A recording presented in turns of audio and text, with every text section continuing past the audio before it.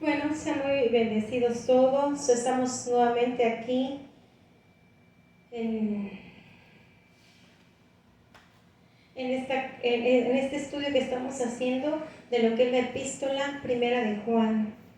Esta enseñanza va a constar de 2 videos, así es que les voy a pedir que el que vea el primer video busque el segundo video, porque aquí ya estamos concluyendo la epístola de Juan. Ya este día vamos a aterrizar, como diríamos los mexicanos, ideas. Vamos a hacer una especie de resumen de todo lo que hemos visto y del propósito de este libro. Entonces vamos a ir a primera de Juan 5, porque ya terminamos este libro, pero vamos a terminar dando una especie de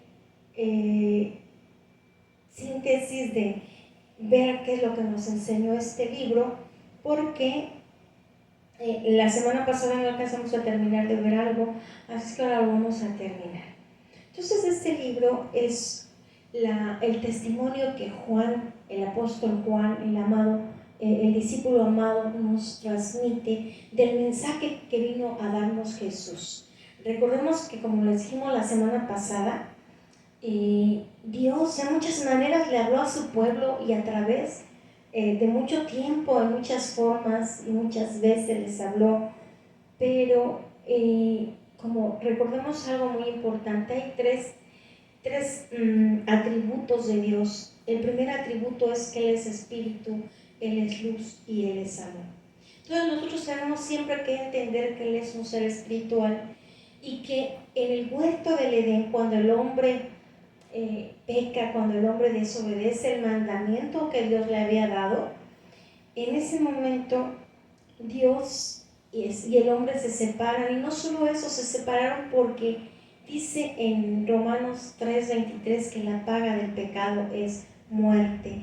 Entonces en ese momento muere el ser espiritual del hombre, y cuando ellos ya tienen sus hijos, pues esos hijos ya nacen con el espíritu muerto o dormido, podríamos decir. Su espíritu da la vida, pero no está vivo, no están activados los sentidos espirituales, no podemos ver el mundo espiritual, los oídos no oímos. Entonces no se puede tener una relación con Dios porque Él es espíritu, y nuestro espíritu, por el pecado original, quedó muerto, quedó inactivo.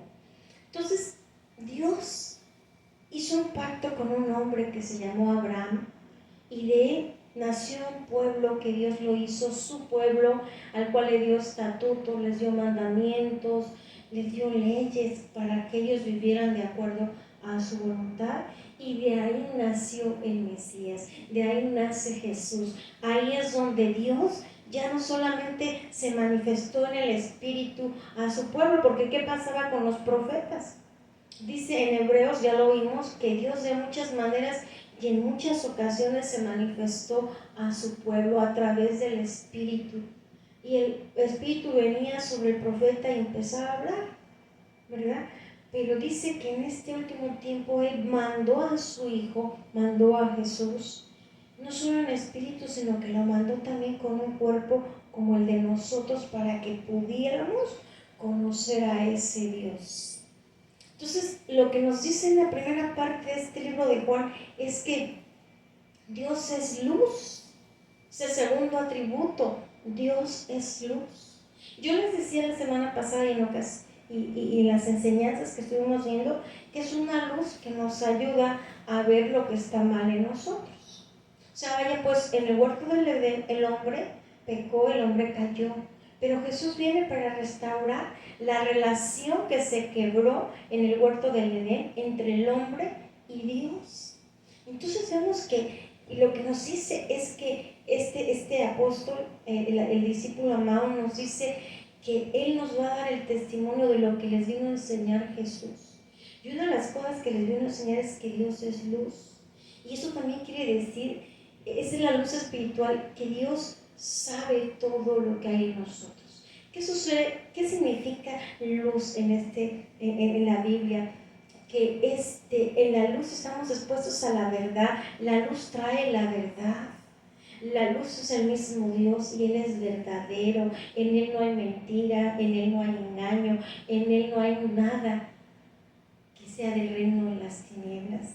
Entonces, Jesús vino a decirnos: miren, yo vengo a enseñarles, a mostrarles, a traerles el mensaje del Padre, ¿sí?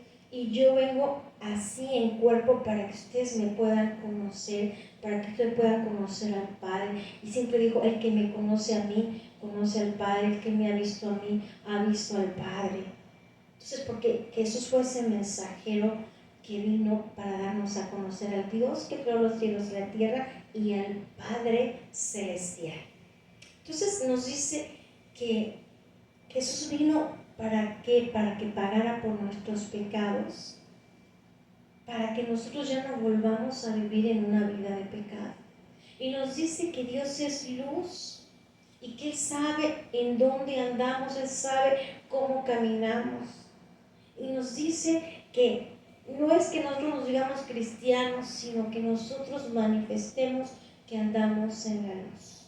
Entonces empiezo a decir aquí en el primer capítulo, nos va diciendo que Dios mandó a su Hijo para que nosotros fuéramos libres de pecado, pero que también Dios es luz y sabe todo acerca de nosotros. Vaya pues, no podemos engañar a ese Dios. No podemos decir que somos cristianos y vivir como nosotros queremos. La luz viene para que yo me dé cuenta de lo que está mal y lo corrija. Hay dos maneras de vivir: o vivo a la manera de Dios, como Él me lo dice aquí en la palabra, o yo decido vivir a mi manera. Y no importa si yo digo que estoy en una iglesia, si yo vivo a mi manera, ¿sí? Dice que yo no voy a conocer a Dios, porque eso es lo que nos está diciendo desde que empezó este libro de Juan, que nosotros no conocemos a Dios si nosotros no somos luz. Y para que nosotros seamos luz, necesitamos sí o sí ser obedientes a sus mandamientos, a todo lo que Él nos da aquí. Entonces, Él nos comienza a decir eso, que si nosotros no obedecemos sus mandamientos, entonces no creemos en Él. Porque eso es lo que nos está diciendo esta palabra. Creer en Jesús significa que yo obedezco sus mandamientos. Si los entiendo o no entiendo por qué me está pidiendo algo, yo obedezco. Entonces, algo muy importante que hemos estado hablando es que cuando nosotros comenzamos a obedecer y decidimos obedecer y decimos: sí, voy a obedecer, en ese momento es cuando nosotros somos engendrados. Cuando nosotros decimos: yo soy cristiana, yo soy de Dios, yo conozco a Dios, es porque yo he decidido ser obediente a Dios. He decidido recibir la luz, porque la palabra viene como esa luz que me empieza a decir: mira, esto no está bien, esto tampoco está bien. Y entonces hay que dejar cosas, hay que crucificar nuestra carne para poder obedecer a Dios. Entonces hay tres cosas con las que nosotros tenemos que luchar, que es nuestra carne, el deseo de hacer las cosas a nuestra manera, el deseo de tener la razón, el deseo de que todo tiene que ser como yo quiero, o como yo digo, o como yo pienso que debe de ser. Y eso lo tenemos que dejar para poder obedecer sus mandamientos, porque ya no son mis conceptos, ya no es mi justicia, sino la justicia de Dios que viene a través de su palabra. Entonces vemos que eso es lo primero que me empieza a decir, ¿sí? Que si yo realmente soy luz, voy a ser obediente. Y entonces esa es la manera en que nosotros empezamos a conocer a Dios, porque dice que el que no ha conocido a Dios no anda en tinieblas. Ahora, cuando yo conozco a Dios y cuando yo comienzo a obedecer a Dios, mi corazón se comienza a limpiar y yo voy a comenzar a tener visiones, yo voy a comenzar a ser sensible a Dios. Mi corazón, que era un corazón duro, se va a hacer un corazón de carne, un corazón sensible que puede percibir a Dios. Por eso dice que si tú no obedeces a Dios, si tú no crees en Jesús, ¿qué quiere decir creer? Obedecer. tener la fe de que lo que Él dice está bien, de verdad decir yo voy a vivir como Él me lo dice. Eso es creer. Cuando yo creo en Él, yo recibo la luz. Yo digo, sí, la luz, si yo, eso es recibir a Cristo, recibir la luz, recibir la corrección. Porque Dios viene como esa luz. ¿Para qué? Para corregirnos. Por eso dice en Hebreos que Dios al que ama, disciplina y azota a todo aquel que recibe por hijo, porque lo primero que va a hacer Dios cuando nosotros venimos a sus caminos y comenzamos a ver la palabra y comenzamos a recibir la palabra, lo primero que va a hacer Dios es que va a darnos disciplina. Y entonces ahí es donde tenemos que renunciar a nuestro ego, renunciar a lo que nosotros somos y decir voy a vivir de acuerdo a tu voluntad. Entonces vemos que ahí ya en este libro fuimos aprendiendo esto, que si yo soy luz es porque he decidido reconocer lo que está mal cuando la palabra viene y me habla.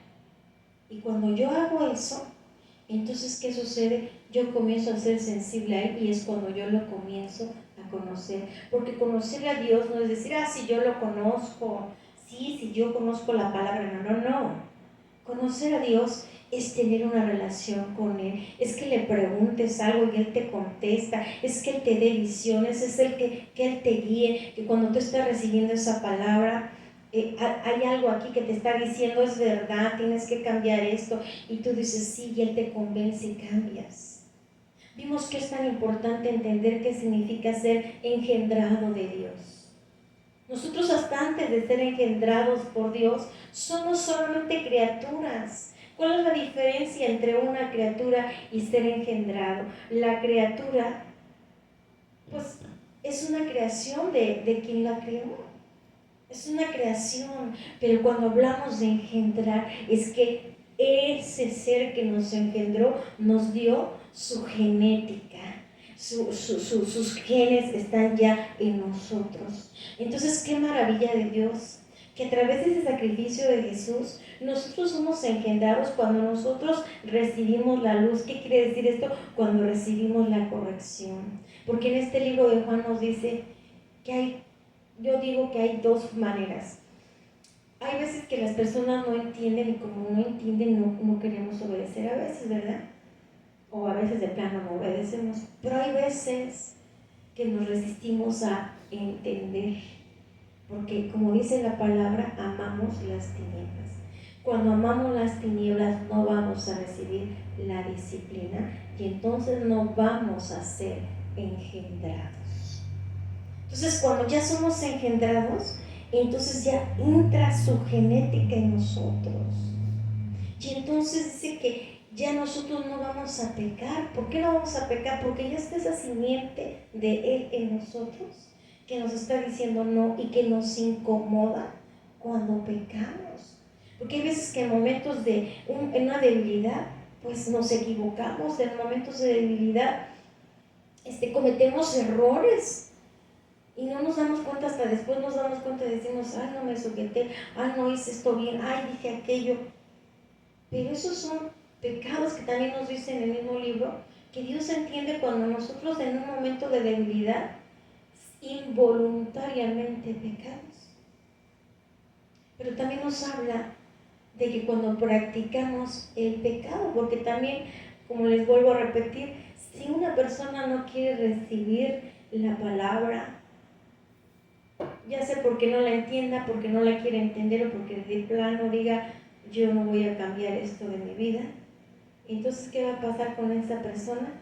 Pues esa persona no va a ser engendrado por Dios y va a estar en una iglesia quizás 20, 30, 40, 50 años, pero esa persona no es engendrada de Dios, porque ser engendrado de Dios es estar dispuesto a obedecer. Ahora, vimos también que la palabra, y yo creo que es la parte más fuerte de este libro, nos dice que no amemos al mundo ni lo que está en el mundo, porque lo que está en el mundo no está el amor de Dios.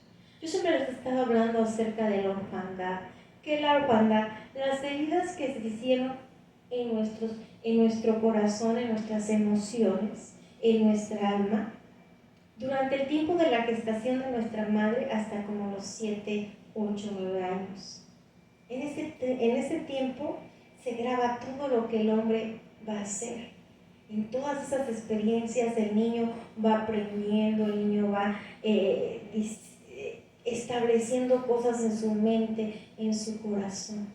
Entonces, cuando nosotros no tenemos el amor que necesitamos, porque nosotros necesitamos el amor, porque Dios nos creó para que fuéramos sus hijos, para que Él nos amara, para que estuviéramos en unión con Él, que estuviéramos en comunión con Él. Cuando nosotros estamos en la luz y lo conocemos, estamos en comunión con Él.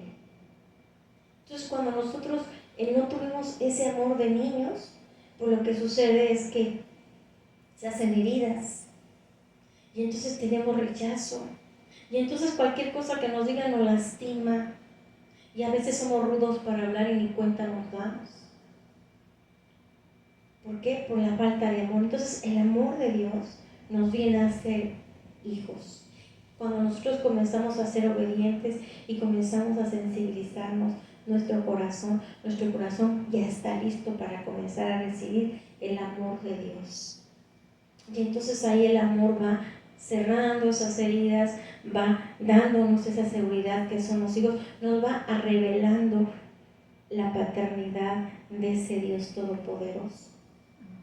Por eso siempre yo les he dicho que primero necesitamos conocer a ese Dios todopoderoso, a ese Dios que tiene leyes, a ese Dios que tiene un reino donde hay leyes, mandamientos, estatutos. Y ya ¿por qué primero tenemos que conocer a ese Dios?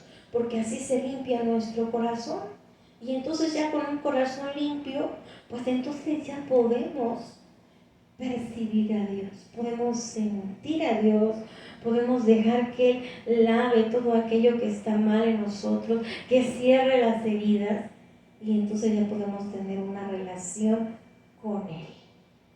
Entonces este libro nos habla de todo esto y también nos advierte de los falsos maestros, de los falsos cristianos. Entonces nos dice que si nos predican un evangelio donde no nos hablan del pecado, no nos hablan de la obra de Cristo, porque ¿cuál es la obra de Cristo? ¿Cuál fue el propósito para el cual el Padre Celestial, el Dios Todopoderoso, el Creador de los cielos y la tierra, mandó a su Hijo a la tierra en carne y sangre para que Él pagara un precio muy grande en esa cruz?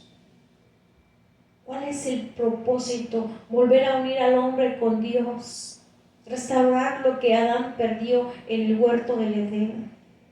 ¿Y qué significa eso?